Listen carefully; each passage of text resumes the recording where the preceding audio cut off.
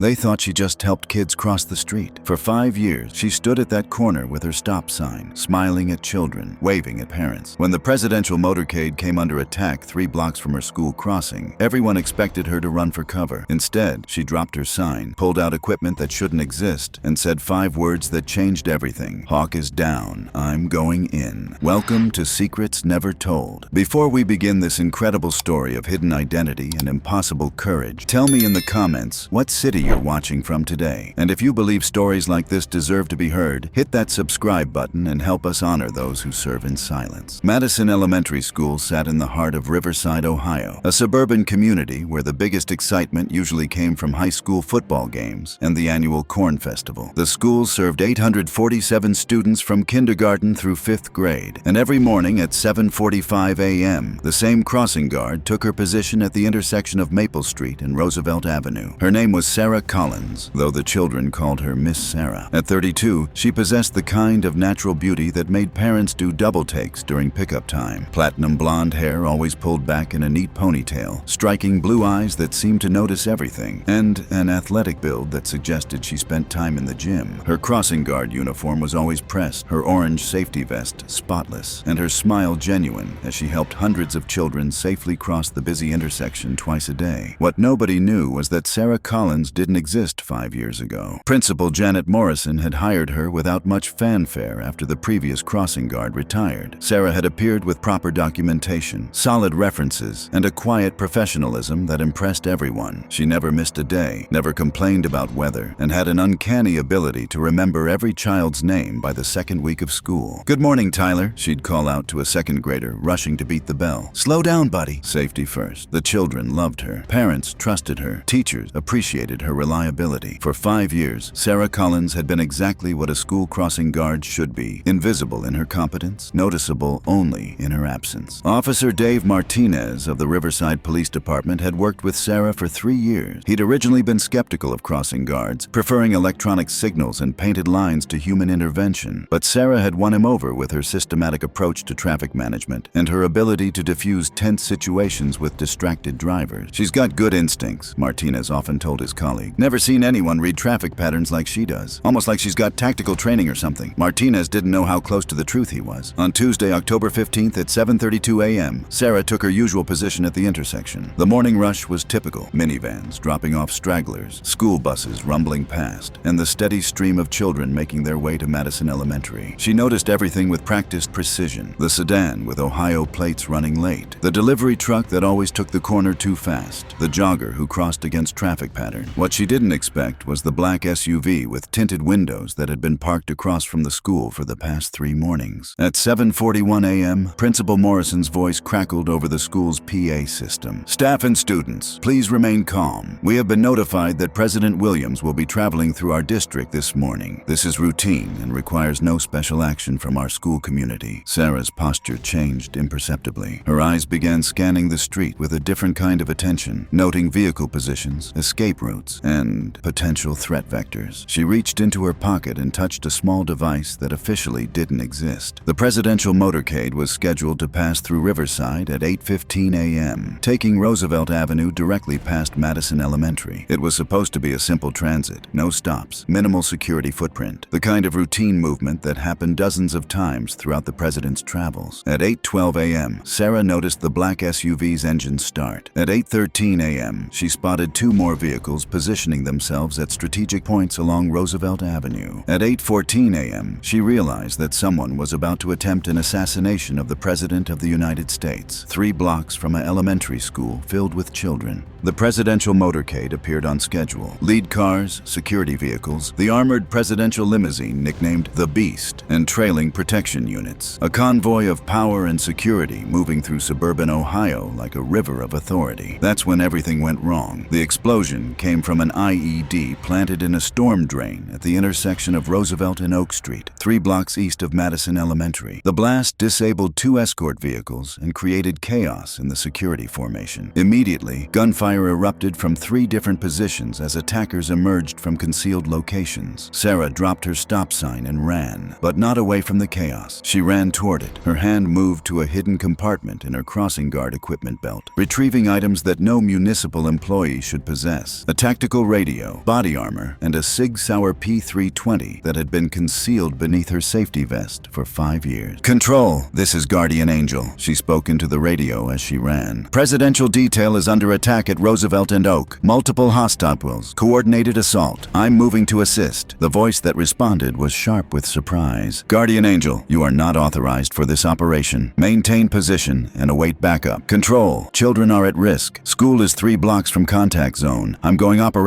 Sarah's training took over completely. The crossing guard disappeared, replaced by someone who moved with deadly precision through suburban streets. She approached the ambush site using cover and concealment techniques that turned garden fences and parked cars into tactical advantages. Through her earpiece, she could hear the chaos of the Secret Service counter-assault. "Hawk is taking fire from multiple positions. Need immediate support at Roosevelt and Oak. Repeat, Hawk is under attack." Sarah reached the perimeter of the engagement zone and assessed the situation with professional calm. The presidential limousine was disabled but intact, its armored construction protecting the president inside. Secret Service agents had established a defensive perimeter, but they were outnumbered and caught in a crossfire from prepared positions. She keyed her radio. "Control, Guardian Angel has visual on the package, advising 3 hostile positions. North building 2nd floor, east alley behind red sedan, south rooftop overlooking intersection. Guardian Angel, identify yourself immediately. Special Agent Sarah Collins, counter-assault team, officially KIA in Somalia 18 months ago." The radio went silent for 3 seconds. "Agent Collins, you are cleared hot. Repeat, cleared hot." Sarah moved with the fluid precision of someone who had done this before in places where mistakes meant death. Her first target was the sniper on the south rooftop, the greatest threat to the pinned Secret Service agents. She approached the building from the blind side, using her knowledge of suburban architecture to find access points that tactical manuals never mentioned. The sniper never saw her coming. Sarah's approach was silent, professional, final. Her radio crackled. "South position neutralized. 2 hostiles remaining." Moving to the 2nd position, Sarah used lessons learned in Mogadishu and Kandahar, adapted to the peaceful streets of Riverside, Ohio. The attackers in the East Alley were focused on their original target, not expecting a flanking maneuver from a crossing guard who had been declared dead 18 months earlier. East position neutralized. The remaining hostile, the north building, realized his situation had changed. Through her scope, Sarah could see him repositioning, trying to maintain his angle on the presidential limousine while accounting for the systematic elimination of his support. "Control, last hostile is attempting to relocate. I have the shot. Guardian Angel, package is secure. Disengage and extract." Sarah paused. Through her earpiece, she could hear sirens approaching. Local police, FBI, probably National Guard. In minutes, this quiet suburban street would be swarming with federal agents asking questions she couldn't answer. Negative. Control. 1 more minute. She took the shot. "All hostile neutralized. Package is secure." As Sarah began her withdrawal from the engagement zone, she saw something that stopped her cold. A group of children from Madison Elementary had gathered at the school fence, watching the chaos 3 blocks away. Her children. The kids she'd helped cross Roosevelt Avenue every morning for 5 years. Among them was Tyler, the 2nd grader who always ran late. Emma, the kindergartner who insisted on holding her hand while crossing. Marcus, the 5th grader who thought crossing guards were uncool but always said thank you. They were safe. The school's lockdown procedures had worked, but they were frightened, confused, and looking toward the intersection where their crossing guard should have been. Sarah made a decision that went against every principle of operational security she'd ever learned. She walked back to her post. By the time she reached the intersection of Maple Street and Roosevelt Avenue, federal agents were already setting up a perimeter. The presidential motorcade had moved to a secure location. The injured were being treated, and investigators were beginning the process of documenting what had happened. Sarah picked up her stop sign from where she dropped it and resumed her position. Principal Morrison approached her 10 minutes later, her face pale with concern. "Sarah, thank God you're safe. We heard the explosions and gunfire. Are you okay?" "I'm fine, Mrs. Morrison. Just doing my job." "Where were you during the incident?" Sarah looked toward the school, where children's faces pressed against classroom windows, trying to understand what had happened in their quiet neighborhood. "I was keeping the kids safe," she said simply. Officer Martinez arrived 30 minutes later, his patrol car followed by unmarked federal vehicles. He approached Sarah with the kind of confusion that came from having his entire understanding of someone suddenly rewritten. "Sarah," he said carefully, "there are some people who need to talk to you." The lead investigator was Special Agent Rebecca Torres, FBI Counterintelligence Division. She was young, sharp, and clearly frustrated by the situation she'd been handed. "Ms. Collins," Agent Torres began, "we have some questions about this morning's event. sense. I'm sure you do. For the record, where were you when the attack on the presidential motorcade occurred? Sarah gestured toward her intersection. At my post, keeping children safe. Witnesses report seeing you leave your position and run toward the sound of gunfire. I ran to make sure no children were in danger. Agent Torres consulted her notes. The thing is, Miss Collins, we have radio communications from someone using the call sign Guardian Angel. Someone who identified herself as Special Agent Sarah Collins of the Secret Service Counter-Assault Team. Damn. Sarah maintained eye contact without flinching. I wouldn't know anything about that. Special Agent Sarah Collins was reported killed in action in Somalia 18 months ago. Her body was never recovered. That's tragic, Sarah replied. But I'm a crossing guard in Riverside, Ohio. I help children cross the street safely. Agent Torres leaned forward. Ms. Collins, 3 trained assassins are dead. The President of the United States is alive because someone with advanced tactical training intervened in a coordinated attack. That someone used equipment and techniques that are not available to civilian personnel. I'm glad the President is safe. Where did you learn to shoot? I don't own a gun. Where did you receive tactical training? I took a first aid course at the community college. Agent Torres sat back in her chair, studying Sarah with professional frustration. You know we're going to investigate every aspect of your background. You're welcome to. You'll find that Sarah Collins has been a crossing guard at Madison Elementary for 5 years. Excellent performance reviews. No criminal record, no military service, no connection to federal law enforcement. And before 5 years ago,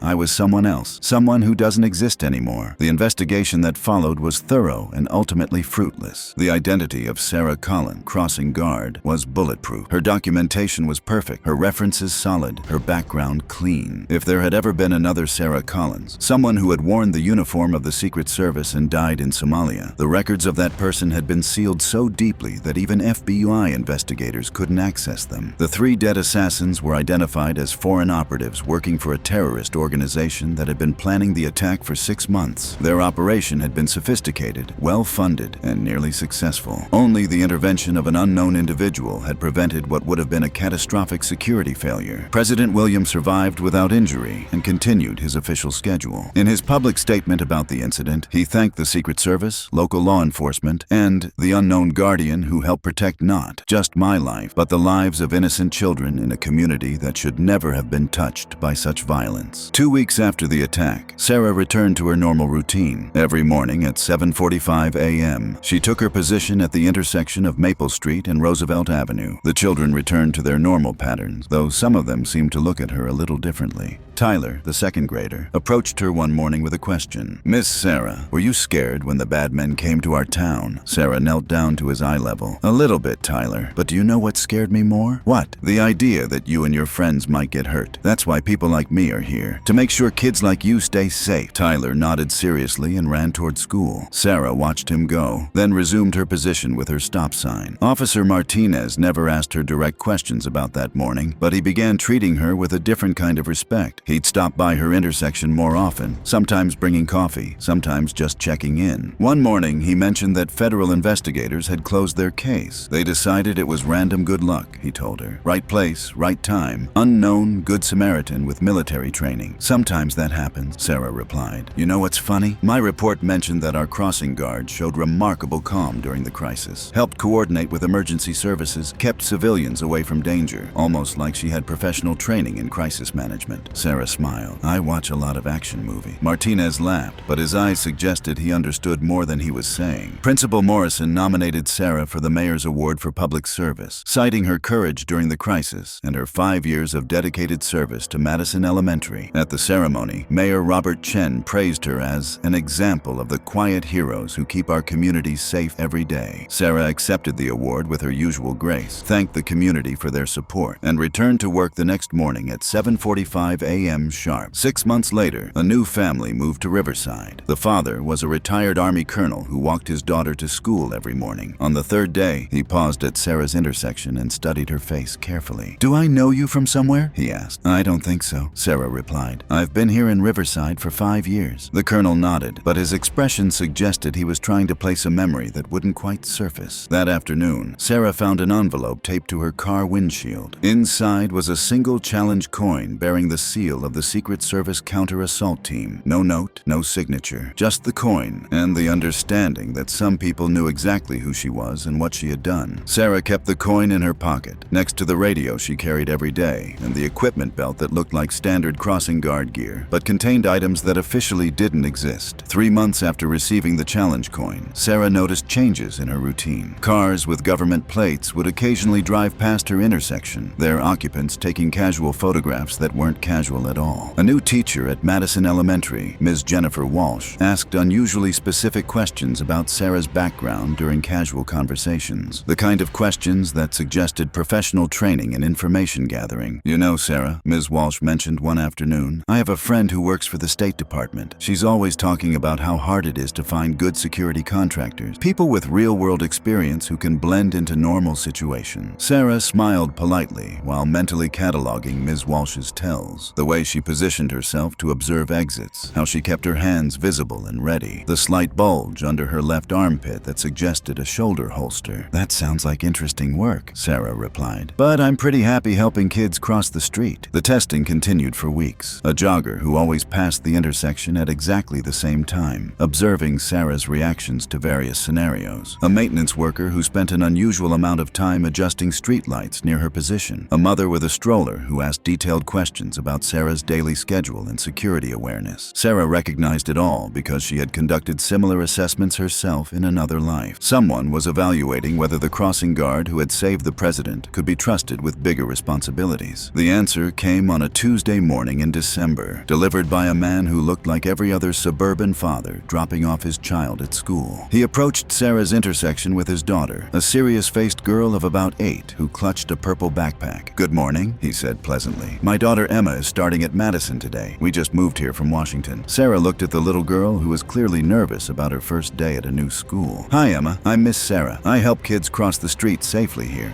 The father knelt down to his daughter's level. "Remember what we talked about, sweetheart? Miss Sarah is here to keep you safe. You can trust her completely." Emma nodded solemnly, then looked up at Sarah with curious eyes. "Daddy says you're like a superhero, but you have to keep it secret." Sarah's training kicked in automatically, scanning the father's face for threat indicators. Instead, she found something unexpected: genuine gratitude mixed with professional respect. "Your daddy has quite an imagination," Sarah told Emma gently. "But you know what? Every crossing guard is a little bit of a superhero. Our job is to make sure kids like you get to school safely." After Emma crossed the street and disappeared into the school building, her father remained at Sarah's intersection. "Director James Mitchell," he said quietly, showing credentials that identified him as Deputy Director of the Secret Service. "We need to talk." That evening, Sarah met Director Mitchell at a small cafe on the outskirts of Riverside. The location was carefully chosen, public enough to appear innocent, isolated enough for sensitive conversation. "Agent Collins," Mitchell began without preamble. "The service has a problem." Sarah stirred her coffee, waiting. "The attack on the presidential motorcade exposed weaknesses in our protection protocols. We've identified at least 6 other locations where similar vulnerabilities exist. Schools, community centers, places where a determined enemy could use civilian populations as leverage against federal operations. Sounds like you need to improve your advanced security assessments. We need people who can provide protection in places where official agents would be too conspicuous. People who can blend into normal community roles while maintaining operational readiness." Sarah met his eyes directly. "You want to create a network of deep cover agents embedded in civilian positions. We want to expand an existing network. Agent Collins, you've proven that concept works. For 5 years, you provided better security for this community than any official posting could have achieved. You saved the president's life specifically because you were where no one expected to find a federal agent." The offer was comprehensive: full reinstatement to active duty with back pay, official recognition of her service, and command of the new Community Protection Initiative. Sarah would recruit and train agents to work in sensitive locations across the country, creating an invisible security network that could respond to threats that traditional protection methods would miss. "What about Sarah Collins, crossing guard?" she asked. Sarah Collins continues her work at Madison Elementary, but she also becomes the face of a program that could revolutionize how we protect American communities. Sarah considered the implication. She could return to the official world of federal law enforcement, regain the identity she had sacrificed, and lead a program that would save lives. But it would also mean giving up the simple satisfaction of helping children cross the street safely every morning. "I need to think about it," she said finally. Over the following weeks, Sarah found herself observing her daily routine with new perspective. The children she helped cross Roosevelt Avenue, the parents who trusted her with their most precious possessions, the teachers who relied on her steady presence. This wasn't just a cover identity anymore. It had become a real life with real relationships and genuine purpose. Tyler, the second grader who always ran late, had started bringing her drawings of crossing guards with superhero capes. Emma, the kindergartner from Washington, had overcome her shyness and now chattered excitedly about her day every afternoon. Marcus, the fifth grader, had confided that he wanted to be a police officer when he grew up, like Miss Sarah, but with a gun. Principal Morrison approached her one morning with a proposal from the school district. "Sarah, we'd like to expand your role. The district wants to create a comprehensive safety coordinator position. You'd work with multiple schools, training other crossing guards, developing emergency procedures. It would mean a significant pay increase and recognition for everything you do." The irony wasn't lost on Sarah. Just as the federal government offered to restore her old life, the community that had unknowingly sheltered her was offering to make her civilian life official and permanent. Her decision crystallized on a snowy morning in January, when a car ran a red light at her intersection. Sarah reacted with split-second timing, pulling two children back from the crosswalk while simultaneously radioing the license plate number to Officer Martinez. The children were safe. The driver was cited. Another ordinary morning in the life of a crossing guard who happened to have extraordinary reflexes. That afternoon, Sarah called Director Mitchell. "I'm honored by the offer," she told him, "but I'm staying at my post. Agent Collins, you're passing up the opportunity to lead one of the most important security innovations in decades." "Director, I've found something more important than innovation. I've found a place where I can make a real difference in real lives every single day. These children don't need a secret agent. They need someone who cares enough to stand at this intersection every morning and make sure they get to school safely." Mitchell was quiet for a long moment. "The offer remains open if you change your mind. I appreciate that. But my mission here isn't finished." Sarah never used the radio again, but she listened to it every morning, just in case. The challenge coin remained in her pocket, a reminder of who she had been and who she chose to be. The equipment belt still contained items that officially didn't exist, because some responsibilities transcended official duties. 6 months later, Sarah received a letter from the White House. President Williams was establishing the Community Heroes Recognition Program, honoring Americans whose service to their neighbors exemplified the best values of citizenship. Sarah Collins, crossing guard at Madison Elementary School, was selected as the program's first recipient. At the ceremony, President Williams shook her hand and whispered, "Thank you for everything you've done, both officially and unofficially." Sarah smiled. "Just doing my job, Mr. President, because sometimes the most dangerous people are the ones who help your children cross the street with a smile. Sometimes heroes die and live again in places where nobody thinks to look for them. Sometimes the person who saves the president is the same person who remembers that Tyler runs late on Tuesdays and Emma needs help with her backpack." Sarah Collins continues to work at the intersection of Maple Street and Roosevelt Avenue. She still arrives at 7:45 a.m., still knows every child's name, still keeps her equipment in perfect condition. The children still love her, parents still trust her, and teachers still appreciate her reliability. But now, when federal motorcades pass through Riverside, they slow down at her intersection. Not for official reasons, but out of respect for the crossing guard who proved that the most effective protection comes from the places you least expect it. Have you ever known someone whose quiet competence suggested depths you couldn't imagine? Someone who seemed too skilled, too calm, too prepared for their seemingly ordinary job? Share their story in the comments below and let us know what city you're watching from today. If this story moved you, subscribe to Secrets Never Told. We're here to honor the invisible guardians whose courage transcends identity, whose service continues beyond death, and whose sacrifice ensures that children can walk safely to schools they'll never remember being protected at.